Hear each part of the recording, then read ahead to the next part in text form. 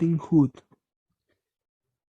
Once upon a time there was a little girl who wore a beautiful red cloth. Her mother, who knew how to see very well, had made it for her. The girl wore it to so that everyone called her Little Red Riding Hood. One day, Little Red Riding Hood's mother called her and said, "Grandmother does not feel very well. I have baked some cookies and I want you to take them to her." "Of course," said Little Red Riding Hood, putting on her clothes and filling her basket with the freshly baked cookies. Before leaving, her mother told her, "Listen to very well, stay on the road, and never talk to strangers." "I know, mother," said Little Red Riding Hood, and left immediately to Grand's house. To get to Grandmother's house, Little Red Riding Hood had to cross about talk the thick forest. On the way, she met a wolf. "Hello, little girl. Where are you heading to on this wonderful day?" the wolf asked. Little Red Hood remembered that mother told not tell to strangers,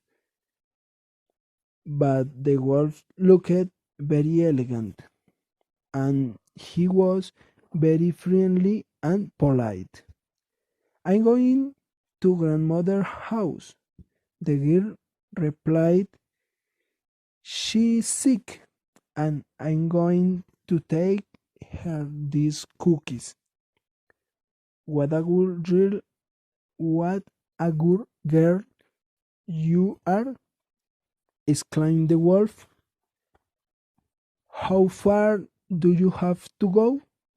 "Oh, grandmother lives at the end of the road," answered Little Red Riding Hood with a smile. "I wish you a very happy day, little girl," the wolf replied. The wolf went into the forest. He had a huge appetite and was not as nice as he appeared.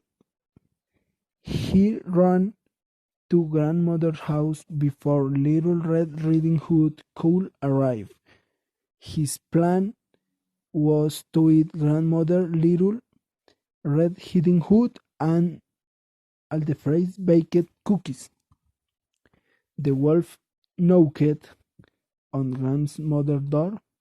Upon seeing him, grandmother ran away terrified, leaving behind her shawl. The wolf took the old woman's shawl and then put on her glass and nightcap. Quickly, her climbed into grandmother's bed, covering his nose with the blanket. Soon he heard a knock out on the door. "Grandmother, it's me, Little Riding Hood."